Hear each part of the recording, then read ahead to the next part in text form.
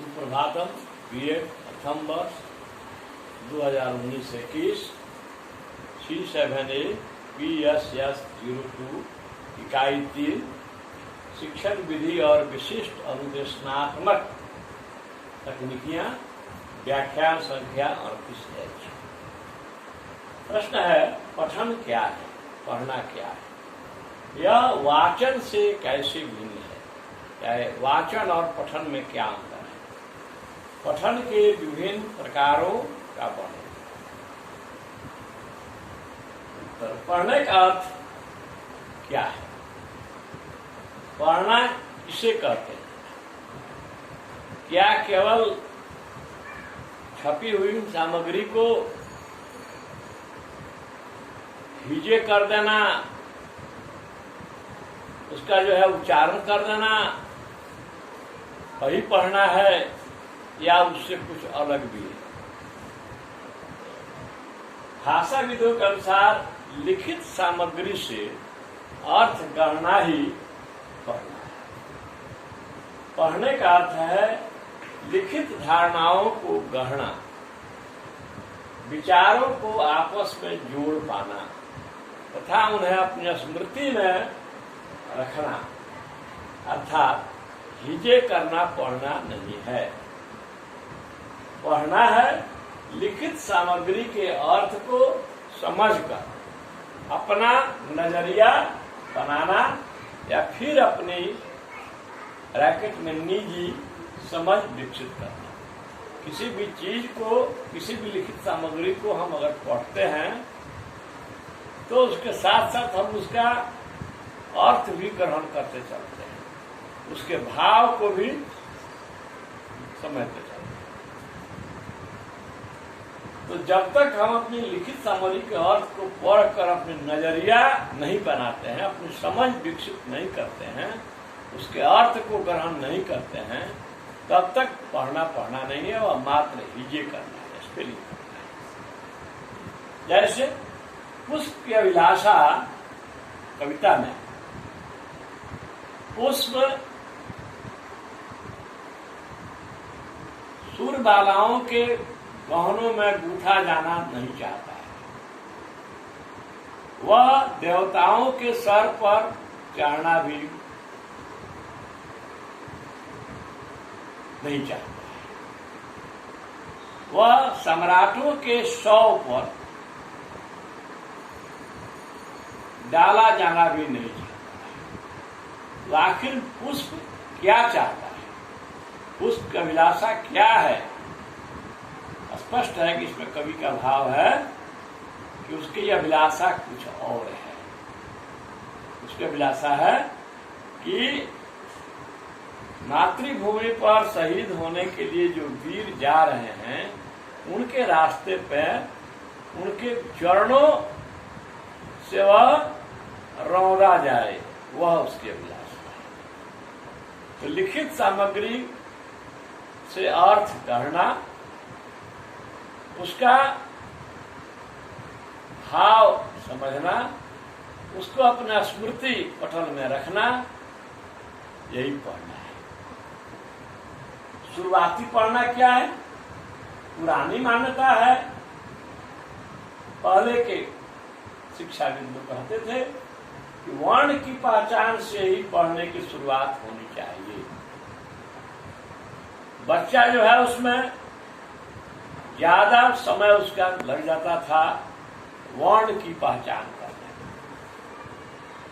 वर्ण के साथ साथ बहुत सारी मात्राएं भी होती हैं, उसी को समझने में, पहचान करने में बहुत समय निकल जाता था, जो बच्चों के लिए भी मनोवैज्ञानिक दृष्टि से ठीक नहीं था। केवल वर्ण की पहचान करने में बहुत अधिक समय सीखने में लगता था। आज जो है नवीन मान्यता है, आज के मनोवैज्ञानिकों का, बाल मनोवैज्ञानिकों का, शिक्षाविदों का कहना है कि पढ़ने की शुरुआत सार्थक शब्दों और रुचिकर संदर्भों से, शिक्षकों की स्नेहिल भूमिका से, चित्रों द्वारा फ्लैश कार्ड, चार्ट, रबर के अक्षरों जैसी प्रचलित सामग्री के उपयोग से होनी चाहिए। अब आइए सार्थक शब्द, जिन शब्दों के अर्थ होते हैं उनको सार्थक शब्द, और जिन शब्दों के अर्थ नहीं होते हैं उन्हें निरर्थक शब्द। जैसे सार्थक शब्द निरर्थक शब्द का उदाहरण देख रहे हैं हम लोग। देवालय, देव जोड़ आलय, विद्यालय, विद्या जोड़ आलय, पुस्तकालय, पुस्तक जोड़ आलय, तो इन सब के अर्थ हैं। लेकिन निरर्थक शब्द क्या है? जैसे रक, रक कोई शब्द नहीं है, रल कोई शब्द नहीं है, इसका कोई अर्थ नहीं है। शब्द तो है लेकिन अर्थ नहीं है, इसलिए इन्हें निरर्थक शब्द कहते हैं। उसके बाद रुचिकर संदर्भों से, और रुचिकर संदर्भ क्या है? बच्चे कहानी सुनने और सुनाने में बहुत रोचकता महसूस करते हैं। प्राचीन काल में बच्चे अपनी दादियों से, अपनी नानियों से कहानी सुनते थे। कुछ कहानी सुनते थे और उसी के साथ उनकी जो है ललक, जानने की इच्छा भी आगे की ओर प्रबल होती जाती थी। दादी अगर कहीं रुक भी जाती थी तो बच्चा कहता था कि दादी उसके बाद तब क्या हुआ, जैसे कहानी भी थी, फिर क्या होगा उसके बाद। अच्छा जो है अपनी दादी नानी से कहानी सुन रहा है। इस कविता में दादी जब रुक जाती है तो वह जो है पूछता है कि नानी या दादी आगे तब क्या हुआ, फिर क्या होगा उसके बाद। तो यह जो है रुचिकर, आप हम शिक्षक हैं जो पाठ पढ़ाने जा रहे हैं बच्चों को, उसको जो है थोड़ा सा रुचिकर बना करके, आकर्षित बना करके, उसको जो है अगर कृष्ण की बाल लीला पढ़ा रहे हैं तो उसमें जो है बालक कृष्ण जो है वे मुख में दधी लपेटे हुए, तो ऐसा ही एक चित्र बनाकर बालक का हम ले आकर के वहां पर टीएलएन के रूप में श्याम के पास लगा। बच्चे निश्चित रूप से उस चित्र को देखेंगे और अपने पुराने दिनों में वो याद करेंगे।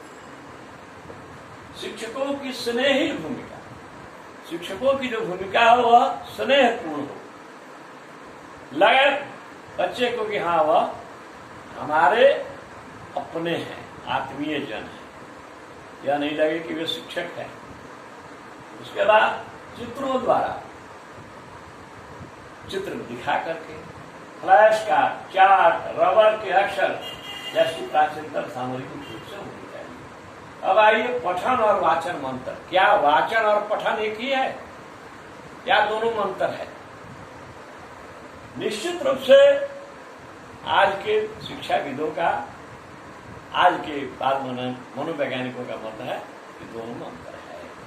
जैसे वाचन, वाचन शब्द वाक धातु से बना है, वाक, जिसका अर्थ होता है शब्द, वाणी या कथन। दूसरा, इसमें शब्दों के उच्चारण पर जोर होता है, न कि अर्थ ग्रहण पर। यहाँ पर अर्थ निकालना उद्देश्य नहीं है, शब्दों का शुद्ध और स्पष्ट उच्चारण हो ताकि श्रोता सुन सके। तीसरा, दूरदर्शन या आकाशवाणी पर समाचार प्रस्तुत करने वालों का उद्देश्य श्रोताओं को समाचार स्पष्टता सुनाना होता है। इनका उद्देश्य अर्थ बताना नहीं होता है, अपनी आवाज, अपनी वाणी श्रोताओं को सुनाना होता है, वह भी शुद्ध शुद्ध। अतः उनके द्वारा शब्दों के उच्चारण पर, शब्दों की शुद्धता पर अधिक ध्यान दिया जाता है। क्योंकि वास्तव में वे वाचन कार्य करते हैं, इसीलिए उन्हें समाचार वाचक कहते हैं। अब आइए पठन, पढ़ना। इसमें अर्थ ग्रहण तथा निजी नजरिया बनाने पर जोर होता है। पढ़ना है लेकिन उसका अर्थ ग्रहण करते हुए, और निजी नजरिया छात्र जो पढ़ते हैं उस पर अपनी सोच विकसित करें, समझ विकसित करें, अपने नजरिया स्पष्ट करें, यही है पढ़ना। बिना अर्थ ग्रहण करे हुए, बिना अर्थ ग्रहण किए हुए, बिना अपनी सोच समझ विकसित किए हुए केवल उच्चारण करना यह पढ़ना नहीं है, यह वाचन का। दूसरा, समाचार पत्र पढ़ने वाला व्यक्ति क्योंकि समाचार पठन अर्थ ग्रहण करते हुए करता है, अनुमान लगाता है और उसका मूल्यांकन करता है। देख लीजिए, समाचार पत्र पढ़ने वाला जो व्यक्ति है, चाहे कोई पुस्तक पढ़ने वाला व्यक्ति है, क्या करता है? तो वह पढ़ता है लेकिन अर्थ सहित पढ़ता है, फिर अनुमान लगाता है और उसके बाद उसका मूल्यांकन करता है। अतः वह पठन का अर्थ करता है। अगर बिना अर्थ जाने हम केवल उच्चारण कर रहे हैं तब इसका मतलब हो गया कि वह वाचन है। अर्थ ग्रहण करके अपनी नजरिया बनाकर हम कर रहे हैं तो वह पाठन है। अतः वह पठन का अर्थ करता है, इसीलिए उसे समाचार पत्र का या अखबार का पाठक कहते हैं, पुस्तक का पाठक। धन्यवाद।